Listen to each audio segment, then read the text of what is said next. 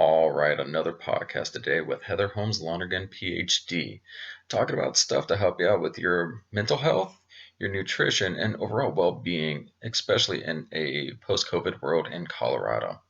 Stay tuned.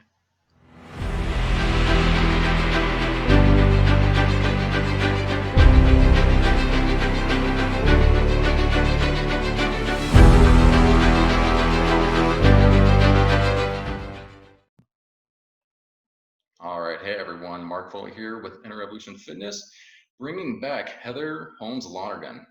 How you doing, Heather? Hi, I'm good. How are you? Doing good, doing good.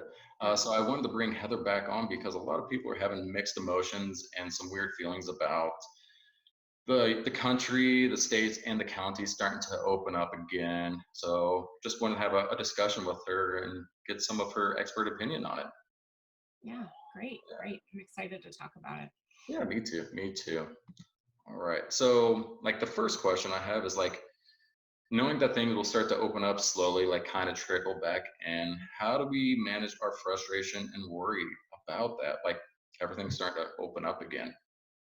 Yeah, I think that is something that's just on everyone's mind right now, is what feels safe, what feels appropriate, what feels important. Mhm. And I think we're all kind of balancing those concerns. There are a lot of people who haven't worked at all or haven't worked very much, and they, really need to get back to work. So, I think a lot of people have that mindset, and so they're ready to go. But at the same time, we all have to balance the safety concerns. And I think the big factor, when you talked about the frustration, I think one of the big factors that's really frustrating for certainly for me, but for a lot of people that I talk to, is just kind of the uncertainty and the differences in the rules, depending on what state or even what county you live in. um, it's kind of shifting sand, it feels like. When things are going to open, and what, and to what degree, and what are the restrictions going to be. And I was reading this week about quarantine fatigue, that people are just tired, Yeah, kind of being at home and being isolated. And yeah, so I think there is a worry that relaxing the restrictions a little bit, people are going to, try to sort of flip the switch and go back to things as normal. So I think one of the things I've been thinking about a lot from a coaching perspective is when when things are uncertain, we don't really know exactly 100% what's safe. I mean, we've got guidelines, but none of us knows exactly what our level of exposure is going to be, or exactly what our own individual risk is going to be. mhm, Some people have no symptoms, some people it's very mild, and some people they get very, very sick. And of course, we've had um, almost 60,000 people die.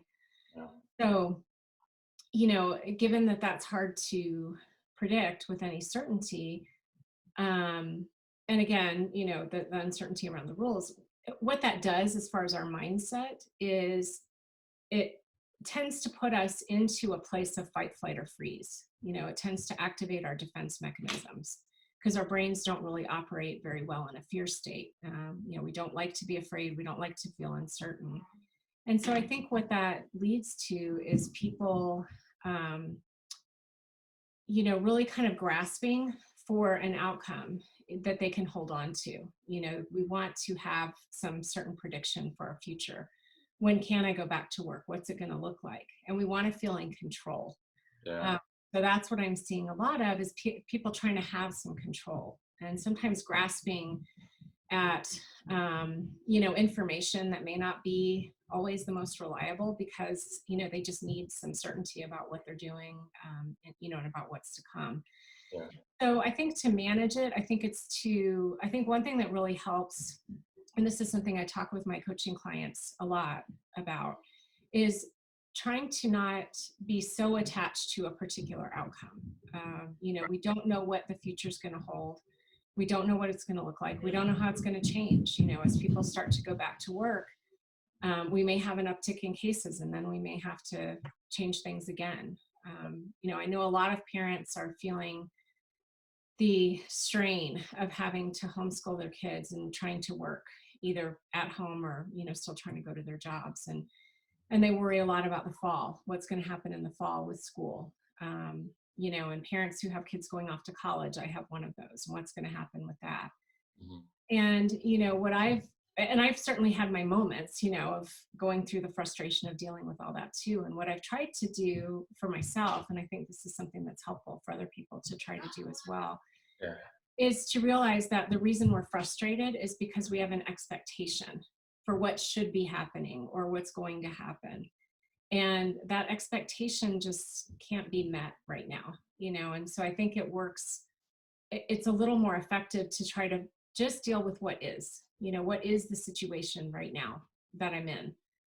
So like in my house, we've had to move where everybody's working around a little bit, because my like two of my kids were working in close quarters, and for a few weeks that was okay, and then it wasn't. They were starting to really get on each other's nerves, and so we did some shuffling of the desks and kind of dealt with that. And Yeah. and their engagement day in and day out, some days they're right on top of it, and other days they would rather be doing anything but sitting in front of the computer and doing schoolwork. So I think just trying to manage it kind of in the moment, and knowing that your frustration is going to ebb and flow. Some days are going to feel good and you're going to feel more in control. Some days are going to be really hard and you're going to feel really out of control. Yeah. And I think just recognizing that that's part of it. But the more that we can, try to move forward, and certainly for people who need to get back to work. I mean, I know when I'm saying don't be attached to an outcome, and people are like, are you going to pay my rent next month? Um, so I'm not saying don't take steps and don't move forward and don't work, but try to do it safely and try to do it while kind of managing this energy that we don't know exactly what's going to happen. Yeah, for sure. Like I know I felt a lot of those frustrations and I didn't know what it was. Like Hmm. the past, I guess, month or so, like I've had a little bit of anxiety and I'm like, what the heck is this? I had no idea what it was, but it's just like probably fatigue from this quarantine, the Hmm. uncertainty. And then I've had to like realize I'm like, okay, this is actually affecting me when I thought it wasn't. Like I adapted and shifted pretty differently. I was able to work some in some capacity instead of in person. And like it felt fine, but no, I've had a lot of stress with that. So even not as a parent, like I've been feeling Yeah. like suffocation, I guess would be the term Yeah. I would use for sure. Mhm. Yeah. Yeah, it's very draining, and I've definitely talked to a lot of people that, again, some days they feel really good and Mhm. feel like, okay, I've got my, things I want to get done today, and feel like they've got the energy. And then other days they just really have no energy and feel very tired. Yeah. A lot of people are sleeping more. Certainly, I've been doing that. I think we talked about that on our last call a little bit, just, but this is affecting us, in terms of our brain functioning, but just the whole body too. It's very draining and fatiguing. So I Yeah. think I was talking to a friend yesterday, and she said, when I have those days, she's like, I've learned it's okay, like just to take the time out, just to rest if I need to. And she said, almost always the next day I feel better, Yeah. you know, Yeah. versus like if I try to just keep pushing, the next day I'm going to feel just as tired. Yeah. Um, Yep. yeah, Yep. so recognize that's part of it. I'm experiencing all that. Like, it's very, very strange. Like, I had a couple of those days where I wasn't productive, where I typically am like day in, day out and have no problem. But yesterday, or no, 2 days ago, I was just fatigued. Like, I'm not getting anything done. Like, Yeah. and the next day, I slept for 12 hours. Wow. Yeah. I Yeah. wasn't, I wasn't tired, but my body was like, yeah, you're tired. You need to sleep. Yeah. Yep. Yeah. Yeah. It's so interesting. Yeah. Yeah. And I've definitely had my moments of physical fatigue, but just kind of brain fog too, where it's like I'm trying to do something and I just can't quite get the wheels to turn. So, Yeah. yeah. It's definitely taught me a lot of stuff that my body knows better than I do in terms of like stress and all this. Yeah. So, Yeah. I think our bodies definitely have ways of telling us, when something is, overwhelming. yeah, You know, yeah, for sure, Yeah. for Well, sure. one question I have for you, what's it been like, as a personal trainer working with Zoom and training clients over Zoom? How's that been working? Like, what do you like about it, or what do clients like about it, and what's been Yeah, challenging? I think it's been challenging. Mhm. all the clients that I have been working with through Zoom are getting good workouts. A lot of them said like this has been some of the hardest workouts I've done, and that might be on my part since I'm not there in person. I might have increased the Yeah. intensity. Sure. Obviously, the biggest disadvantages is that they're not in a gym. They don't have a lot of equipment. They're Yeah. limited on space, and then they have like their pets or kids Mhm. interrupting it. So it's like even for myself working out at home, like my clients and my mindset is completely different Mhm. because when you go to a gym, you're like, okay, I'm going there to work out, Mhm. get rid of all distractions. So probably the biggest disadvantage I've seen is like you don't have that mindset. You have so many distractions. Like, okay, I can work out, or I can do this for this. Um, but working out with them, it's been nice because the convenience is still there, and Mhm. I think it's giving them still a routine and some sense of normalcy, uh, Yeah. for sure. Because like a lot of people schedule their day around their workouts. They're Mhm. like, okay, at 5 o'clock, I'm working out. That's Mhm. it. So Mhm. that's kind of helped with a lot of people keep that routine, keep them a little bit sane, and doing it from the convenience of their home. Like Mhm. I think through Zoom or FaceTime, it's been nice. It's been easy to do, Mhm. um, but obviously with some disadvantages for Mhm. sure. And I still think a lot of people miss the personal engagement. Like we Mhm. can talk, but just picking up off their energy Mhm. in person, I think helps sometimes with a workout. Mhm. Yeah. Yeah. Yeah. Yeah. Yeah. And I've done I've been doing Zoom workouts, and some are recorded and some are live, Yeah. and there's a big difference for me. I mean, I feel like I work hard in both, but there's a difference when I know the person can see me, and they can talk to me, and Yeah. um, and that does make a big difference. I feel like that's more similar to what it would be in the gym, Yes. and you do feel more of that connection, which is great. Yep. So I was doing the workout a day for a while on Hmm. like my Facebook and Hmm. recording that, but it seemed like a lot of people didn't enjoy it. They tried it, but not something that they wanted to do. They Hmm. like the the trainer interaction. They like working with a group. They're not as like self-directed, like, all right, here's the workout, go do it. Yeah. Most people don't respond well to that versus the majority of people, they want someone there. They want that live call, Yeah. which I'm probably going to be doing. My girlfriend brought it up, like when I asked, like, what are some things that you'd like to see in terms of like me talking about health tips? And she brought up like, I want a live workout. Yeah. Yeah. And I think a lot of people are like that. And she's very introverted, but she wants that direction, that kind of communication with the instructor. And I think a lot of people uh, need that. Yeah. Yeah, the gym I usually go to most days, they've done the recorded Zoom, the live Zoom. They also do a whiteboard Yeah. workout. Hmm. And I can't, like, that doesn't work for me at Yeah. all. Yeah. I know I will not push myself, and the recorded one, I can see the trainer and I can see the other people that were in the class, and that, and they're like doing the exercises at the same time, as I am. And so that makes a big difference. Yeah. But yeah, yeah, yeah. Yeah. I mean, it's been interesting how it's a different format, and there's some good things, but yeah, still some things that are challenging. Yeah, I think the whiteboard workout, a lot of people aren't responding to. Hmm. They want the direction. They want the like, am I doing this correct? Yeah, you're doing great. They want the Yeah. encouragement. They want a lot of people like that group feel for Yeah. fitness for sure. And I think having a trainer kind of brings that up, like one-on-one FaceTime. But yeah, that's why I stopped doing the workout a day because most people aren't receiving the benefit for Yeah. sure.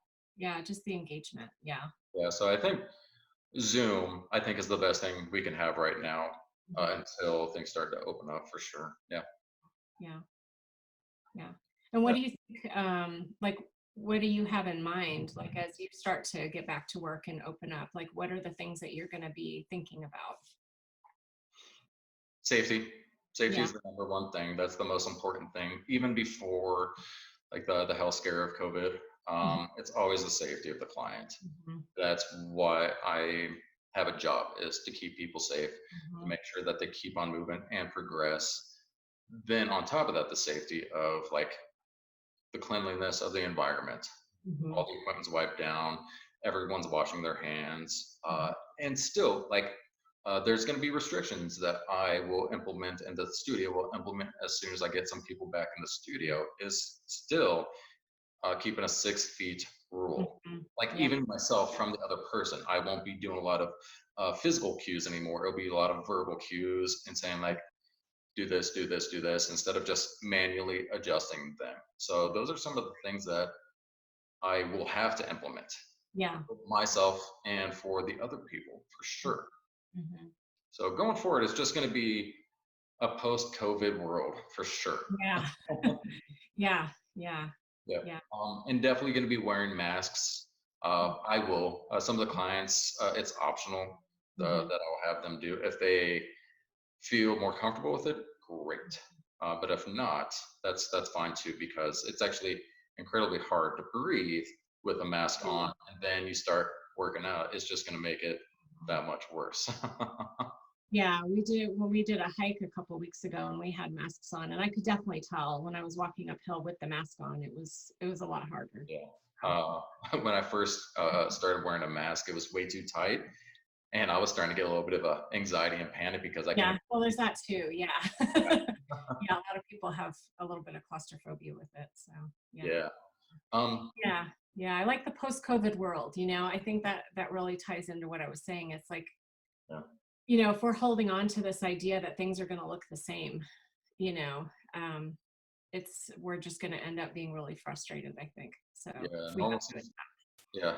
Everything's going to be completely different. Our sense of normal is going to be different for mhm, sure. For yeah, sure. yeah. Um, like a question I had for you is like when things start to open up, like here in like the Denver area, like I feel that everyone, including myself, is going to be rushing back to our sense of normal, our normal routine, and then some. They're like, I haven't been to the movies in a month.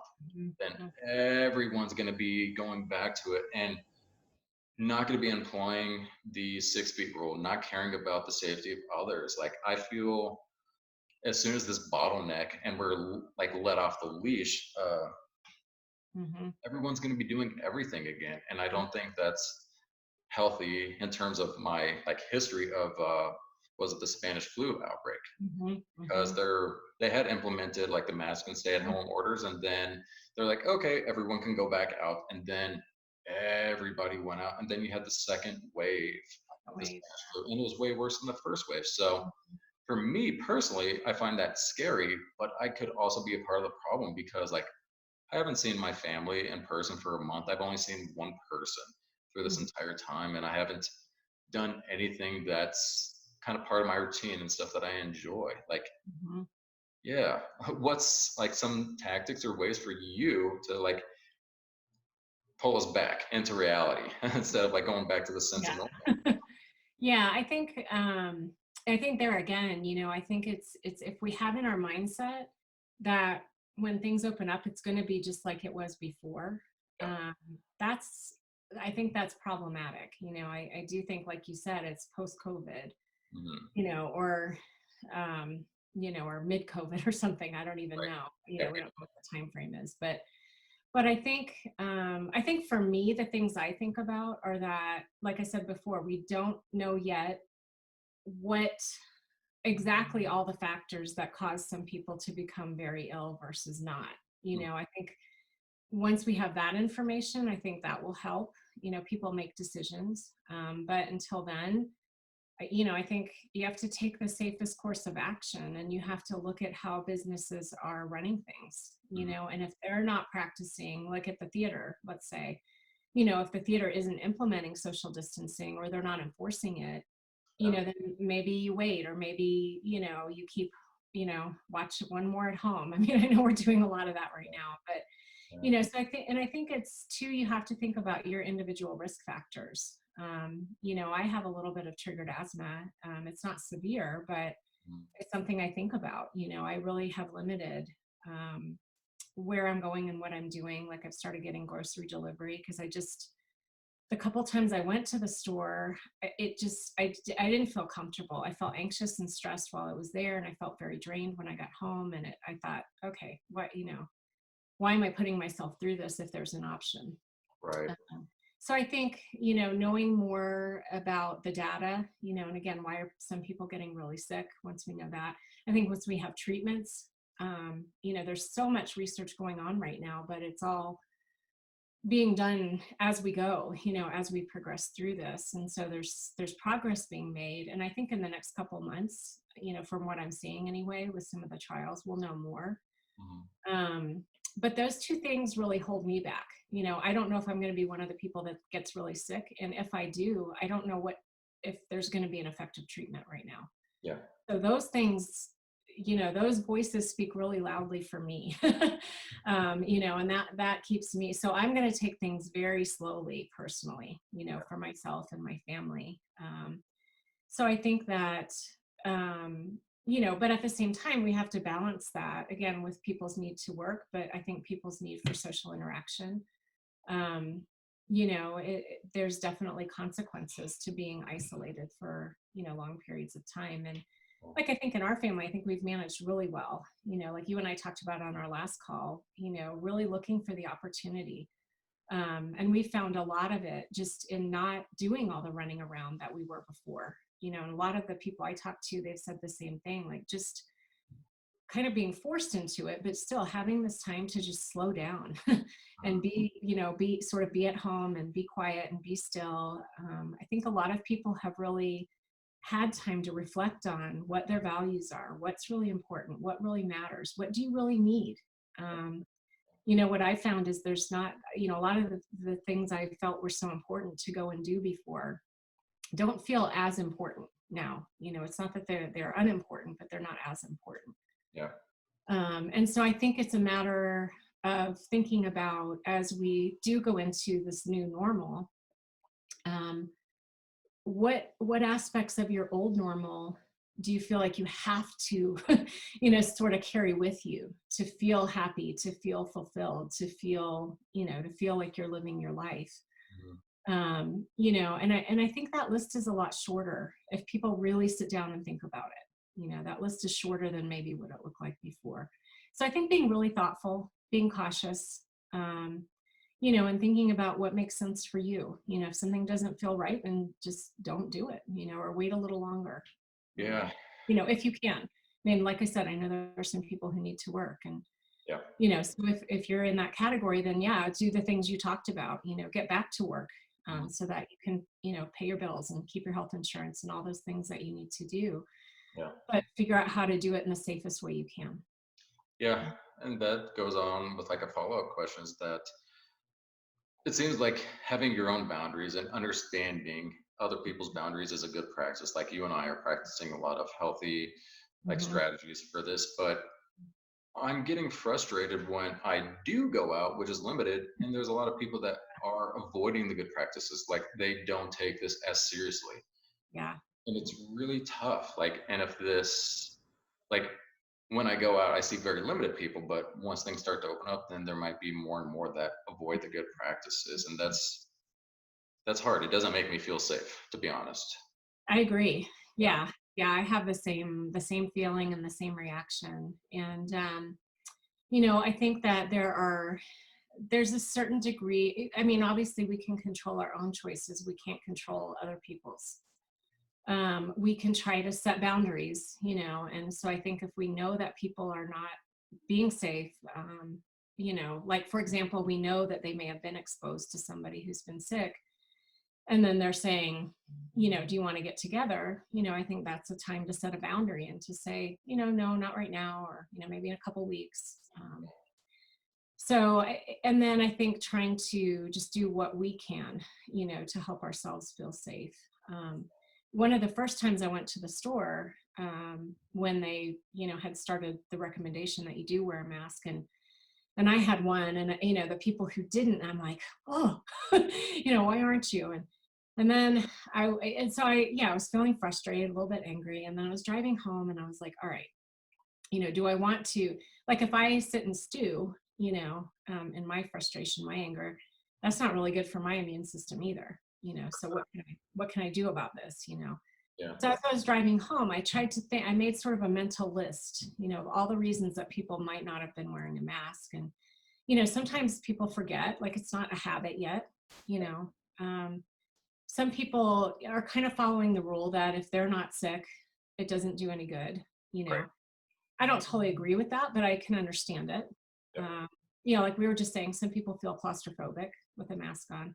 Yeah. So, it doesn't necessarily mean I agree with their choice, but I'm trying to understand why they're making the choice that they are making and try to at least feel some level of acceptance, around that and try to, part of when we're attached to something, whether it's an outcome or a behavior or a choice that someone else is making, that's a place where judgment can creep in, and we very quickly can judge that person as wrong, Yeah. or bad or dangerous even. Um, and there are situations where that's important, certainly if somebody is a direct threat to us, we do need to judge them as dangerous and get away. But I think there are other situations like this one where, it's not an immediate threat. Um, and judging them really affects us more than it affects them, you know, Yeah. because it puts us in that place of, stewing and kind of ruminating over it, which isn't a good way for us to be right now. So I think it's coming to a place of understanding, maybe some level of acceptance if we can, but taking whatever action we can, to set the boundaries where we need to set them. Yeah. And it's really tough. I mean, I don't, most of us never thought of going to the grocery store as a risky activity, and now it feels like it is. Right. And it's hard to deal with. Yeah, for sure.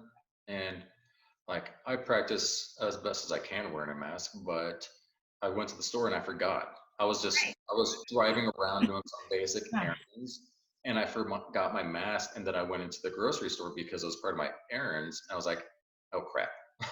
Uh, And then I saw the eyes from people. I'm like, yeah. yep. Yeah, I know. Yeah, it happens. I had a similar day where I had like two quick errands and I was only seeing one person at each stop. Mhm. And same thing. I forgot. I just forgot, Yeah. and so I think that that's helpful, right? Because then you go, well, if I forgot, maybe somebody else did too, and you can still keep your distance and still, Right. trust that, Yeah. you're going to be as safe as you can be. Um, Yeah.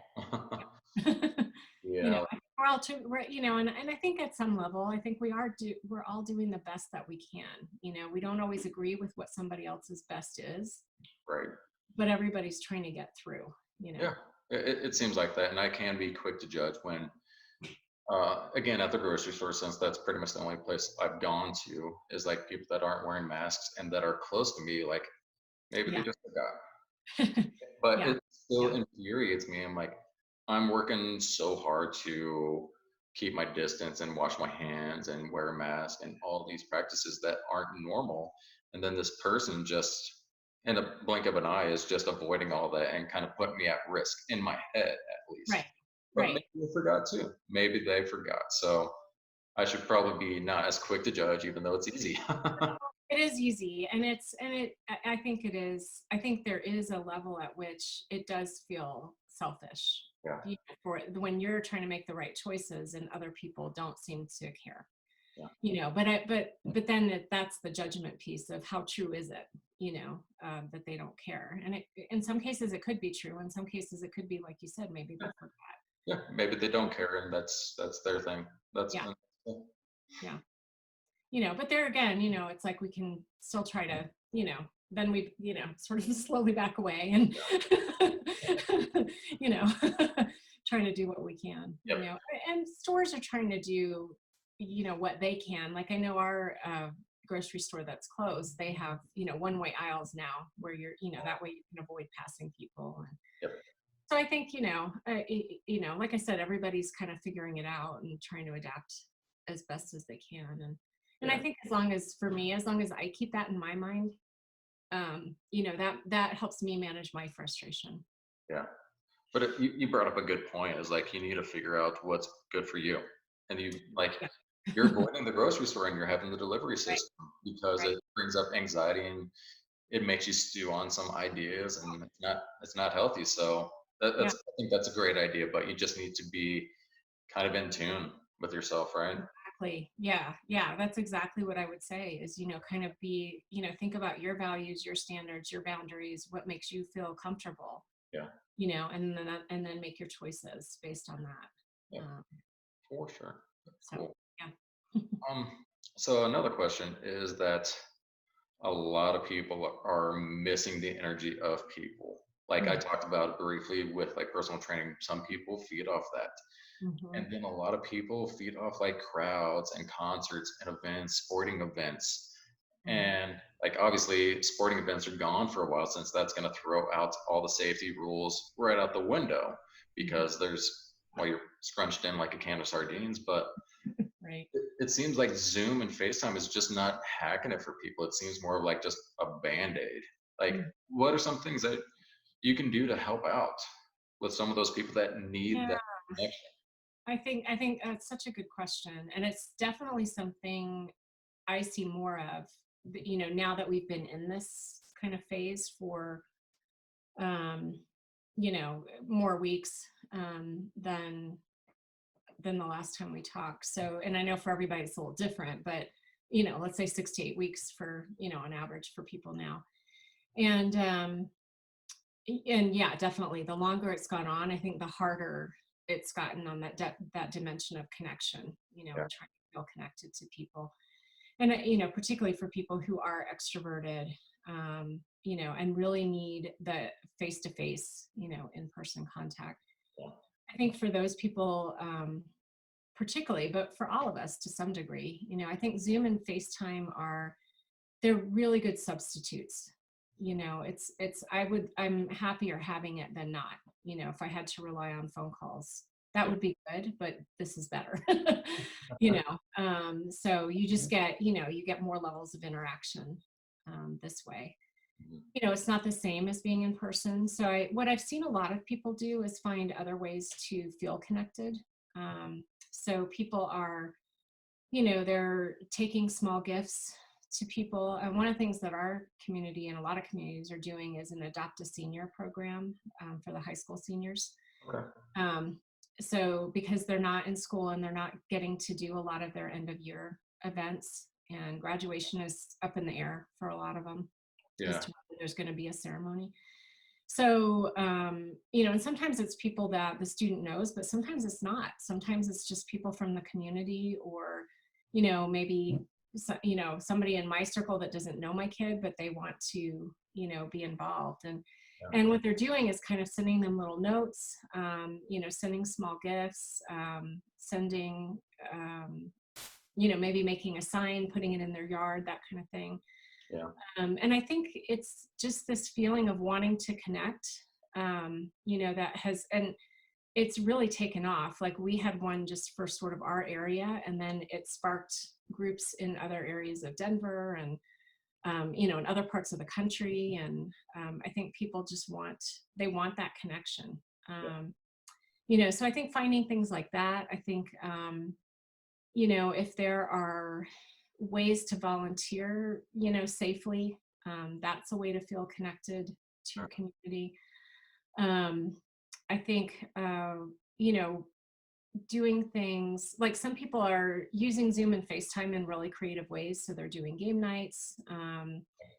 They are, I saw one, it was a video my kids were watching, but this group, they did a gift exchange like you would do at Christmas, kind of the Okay. game.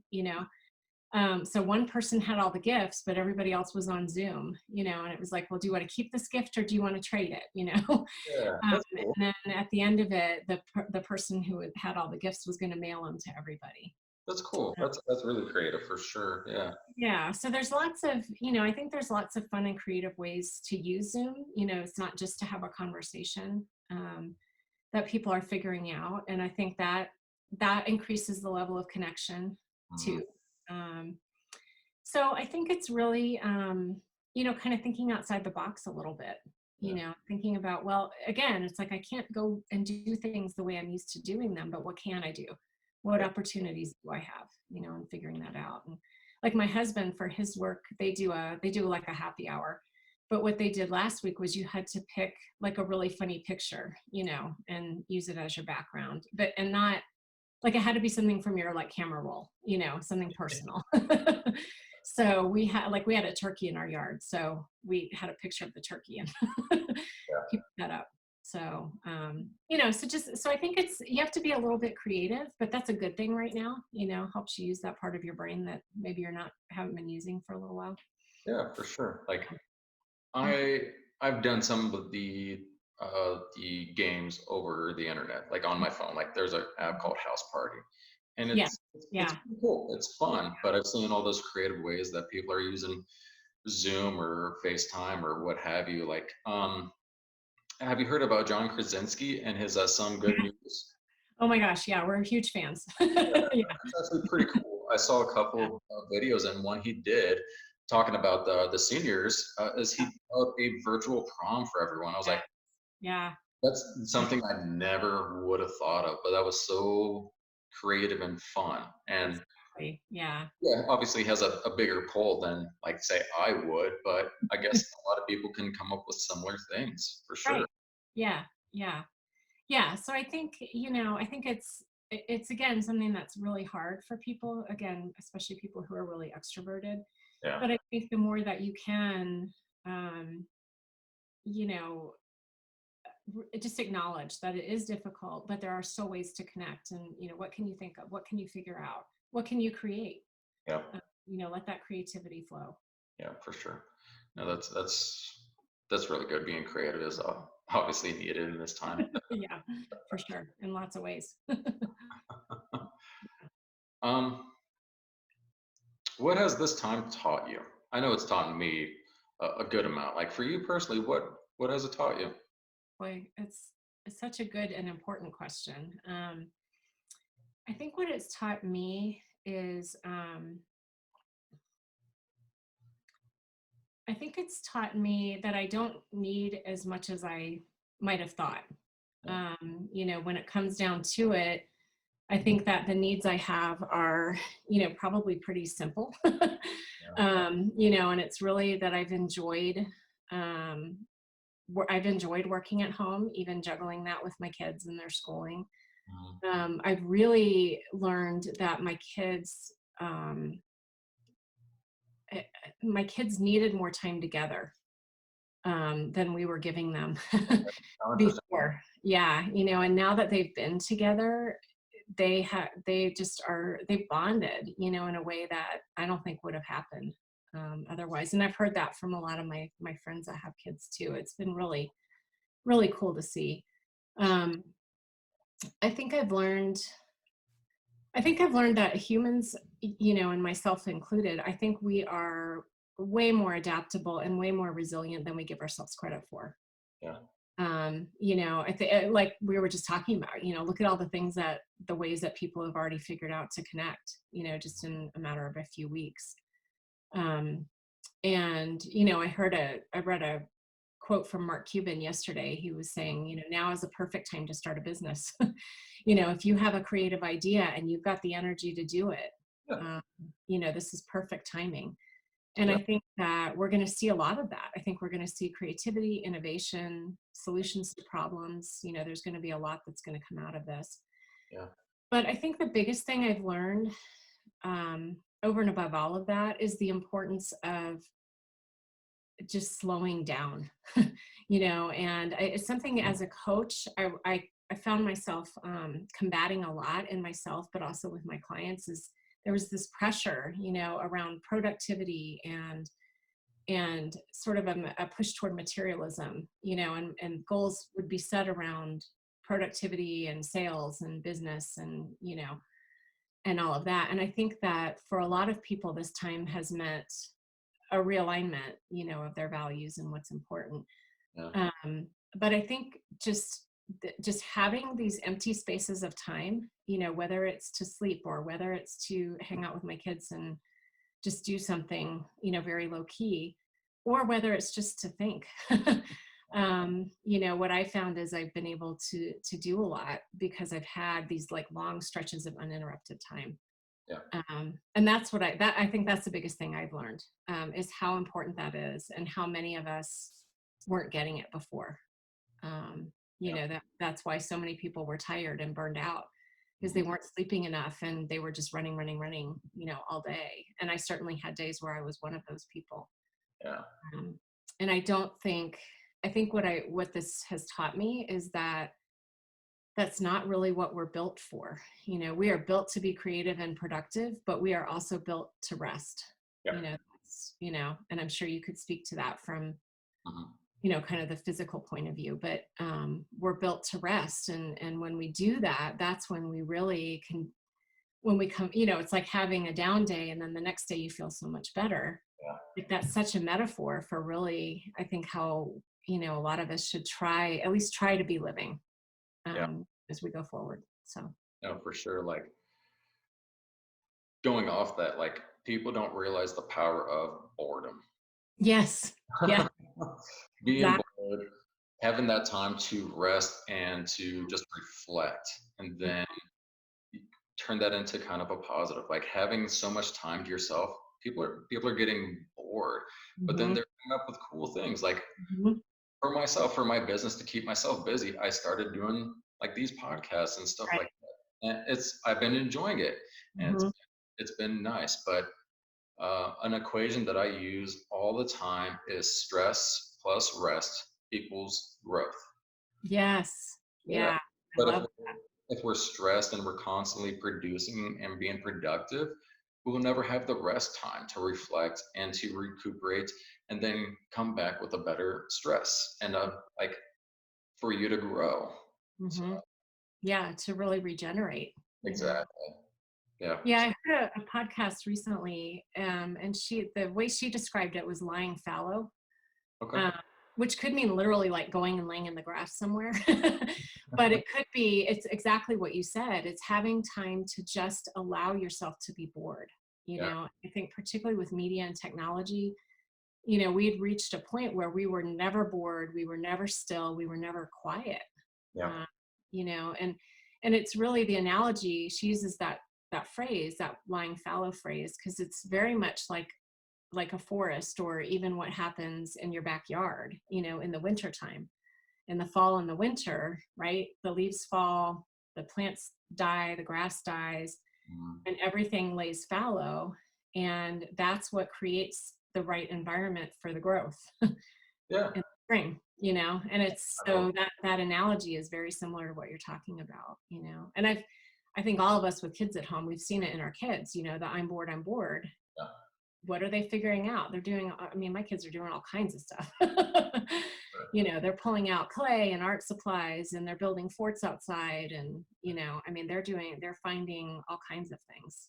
No, that's great. Yeah, that's great. Like I've heard from a lot of successful people, and I think it was also like Warren Buffett is that Mhm. people need to stop and think. And I think this has forced us to think, and it's like figuring out our values and what is important to us. And what you're saying is like you don't need as much as that you think you do, Mhm. for sure. And it's like almost forcing a lot of people to think like this is important. You were talking about your siblings; they didn't really bond. Now they're forced to. Mhm. Mhm. So I think that's something like obviously this is a very negative time, but that's very powerful and very positive for a lot of people to come out of this Yeah.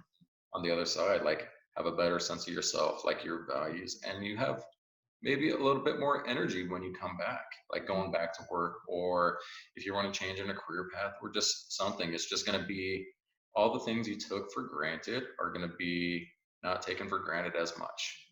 Hopefully, Yeah, hopefully. I hope. And I think a lot of the things that we felt pushed and sort of driven to do before were coming from the outside. You know, it was the external world saying, you need to, or this is important, or this matters. And I think this time of, you know, kind of reflection and you know, sort of going inside, literally and figuratively, um, you know, my hope is that when people come out of it, they use that inner guidance, you know, again, to decide what to bring back in or to invite back in. that it's not the messages that we're getting from the outside are not always the right ones, you know.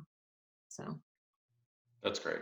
No, I yeah, love yeah, it. a lot of opportunity, and I think that's the more people can focus on that, you know, that still holds true. I know we said that in our other call, but it holds true even more strongly for me now. When I'm having a hard day, that's always where I turn. What's my opportunity? What can I focus on?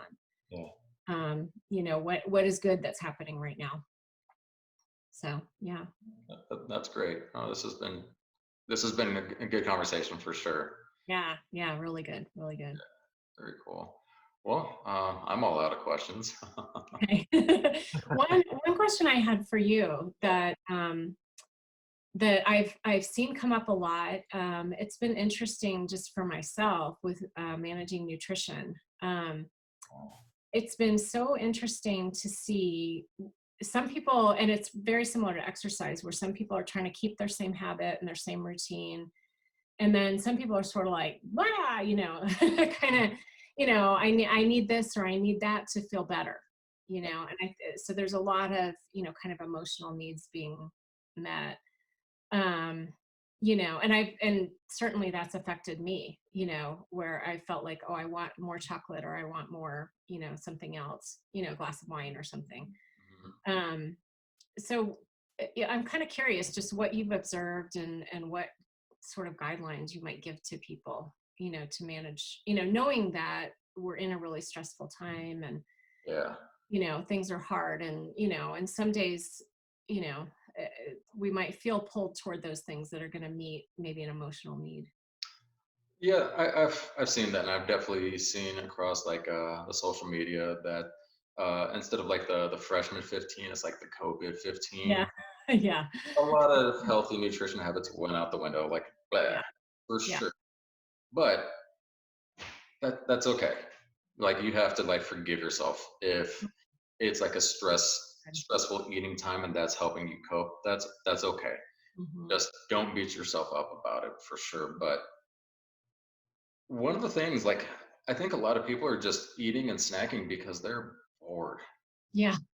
Yeah. Yeah, like the hunger cues and the boredom cues go kind of hand in hand. And an easy way to fix boredom is eating, Yeah. giving your body and your hands and everything something to do, and it helps relieve that for a bit for sure. So I think kind of going back with this whole like theme is like being in tune with yourself. Like, are Mm-hmm. you actually hungry? Are you bored? Are you thirsty?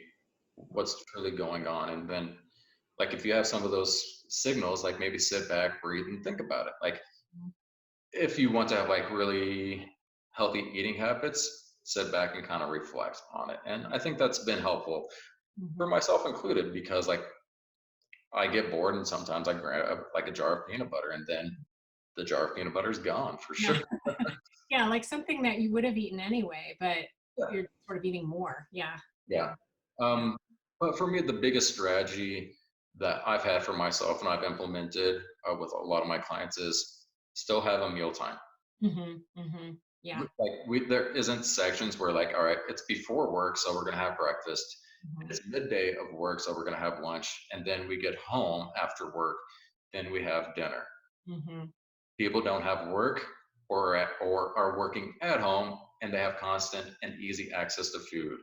And if they're like distracted and they want to relax and just give themselves a break, they'll go get food Mm-hmm. or wine, one of the two. Whatever. Yeah. Or the Yeah, chocolate. Yeah. The yeah. Easter candy. Yeah.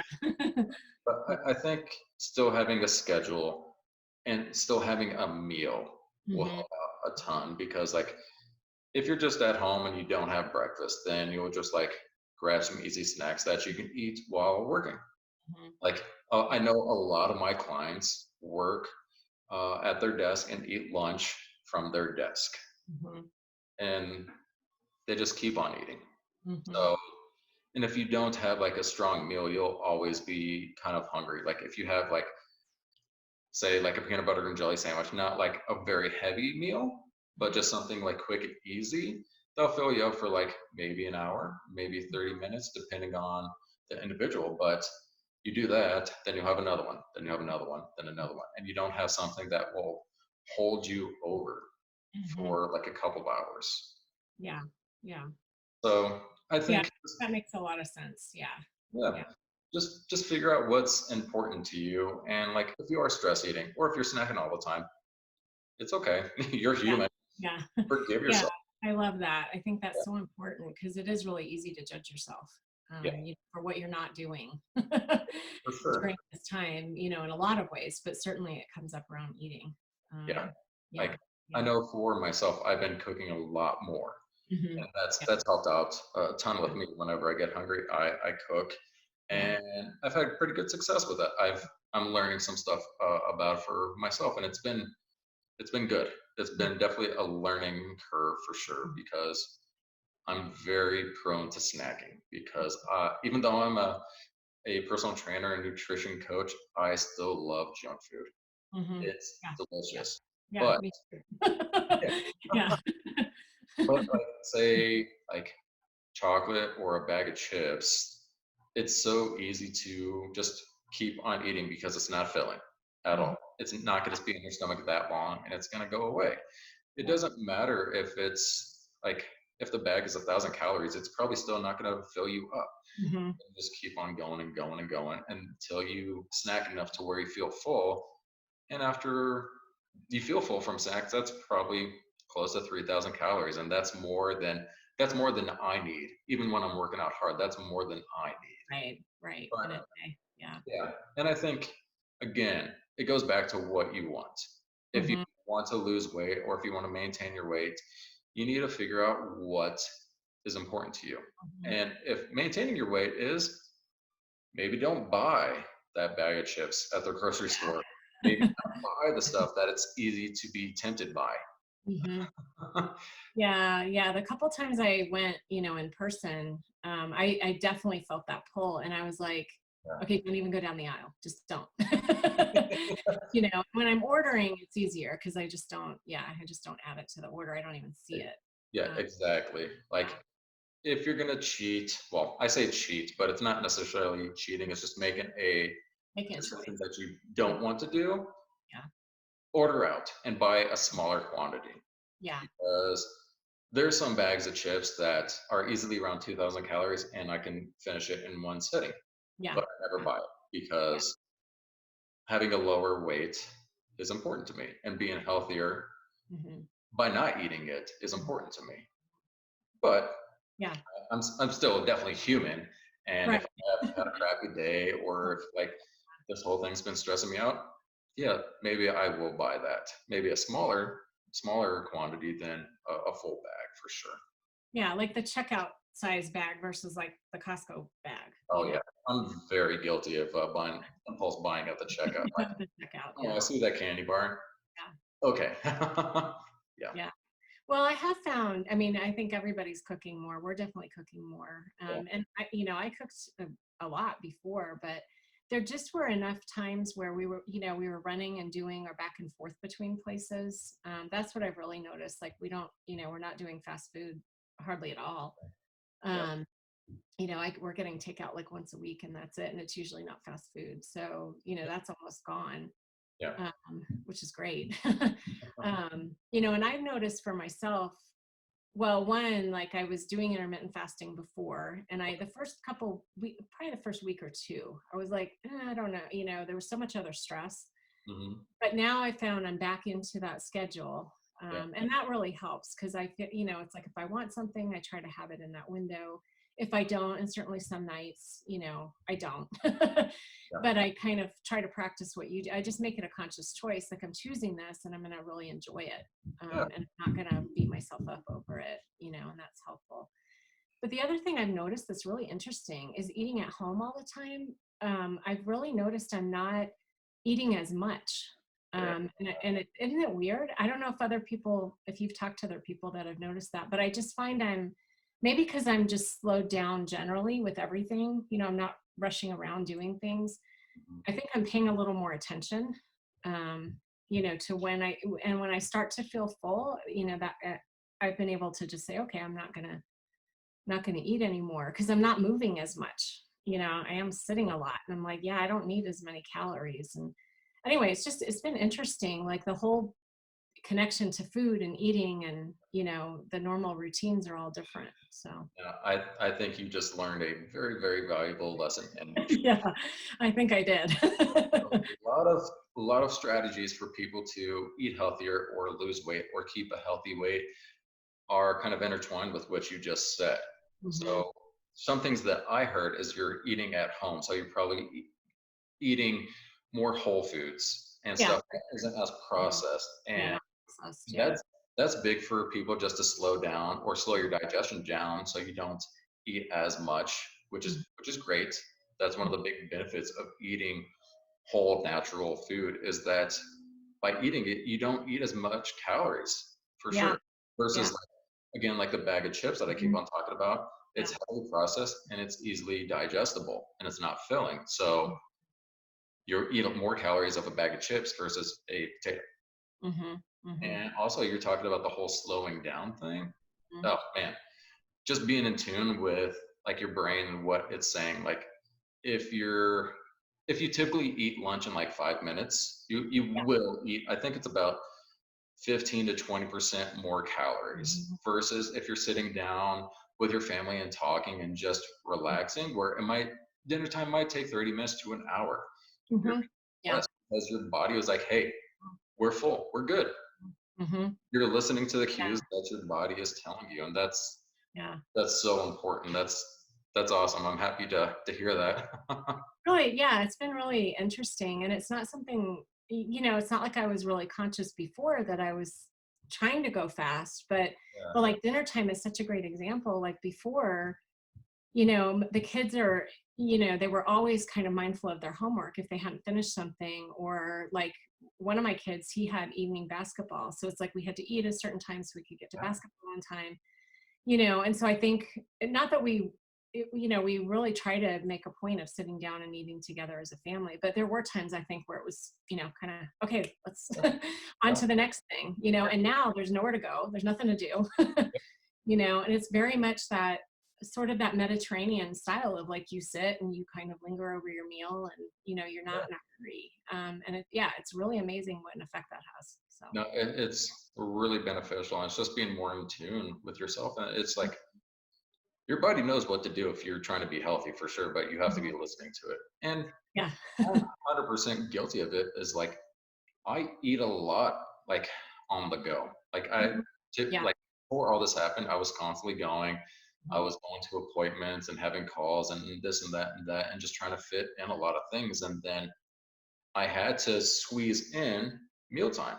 Mhm. And mealtime was almost always on the go. I try to make a healthier choice, but if I'm eating while driving, which is incredibly unhealthy and not very safe, but Well, but we all do it, from yeah, time to time. Yeah. exactly. Like it's what I had to do, but I think I need to make time for meals again Mm-hmm. because Yeah. honestly, I've lost weight because I've been Mhm. more health conscious in terms of my nutrition and just Yeah. reflect on how I used to eat and how I'm eating now. And it's been a fun experiment for me and something to kind of reflect on. So Hmm. it's been nice, but again, talking about like the post-COVID world, like hopefully I take away from Yeah. this Yeah. time and learn and realize like if I want to be a specific weight, these are the tools that I have to implement still. Yeah. Yeah. I was thinking just that same thing. I think for me too, it's definitely something I want to carry forward and just Yeah, bring a little more mindfulness to it, that it's not just something to sort of get through, to get right. on the thing. It's something that, like you said, you have to really be in tune. Yeah, So yeah, it's really a great microcosm for everything we've been talking about. yeah, for sure, for Yeah. sure. But you have to be in tune, and then for the people that aren't, that's when you have to implement other strategies that stop you from Yeah. eating The too much. structure. Yeah, for And that's why diets are so popular because it tries to make things a lot easier. So if you eat like a keto way or a paleo way or Atkins or vegetarian or something, most of the time that's a way for people to who aren't as mindful, but it implements a way for people to not eat as many calories. sure. Hmm. So, Yeah. but Yeah. if yeah, if you find like a really healthy way of eating, and then you're more mindful, man, you're just going to be 20 times healthier. Yeah, yeah, yeah. Great. That's Yeah, for awesome. sure. For sure. Oh, very nice. Great conversation. Yeah, yeah. This was good. Yeah. Yeah. Yeah. Well, I really appreciate it, Heather. I really Oh, enjoyed talking likewise. to you, and Likewise. seeing your face is always nice. Yes, yes. Soon. Yes. Hopefully very, very soon. But Yeah, again, I really appreciate you coming on and yeah, chatting thank with you. me. And Yeah, hopefully that's great. everyone watching this is gaining some good information. I know I've gained some information for sure. Me too. Absolutely. Yeah, this is awesome. Thank you. Thank you. All right. Well, again, if people haven't aren't familiar with you, how can they get in contact with you and get you as like kind of a life coach? Yeah. So Facebook is the main social media platform I'm on right now, and that's Conscious Connections Coach. Okay. My website is consciousconnectionscoaching.com. Okay. And so, yeah, either of those is great. All So, right. thank you. Fantastic. Fantastic. All right. Well, thank you again, Heather. Thank you. All right. Thank you. All right. Bye.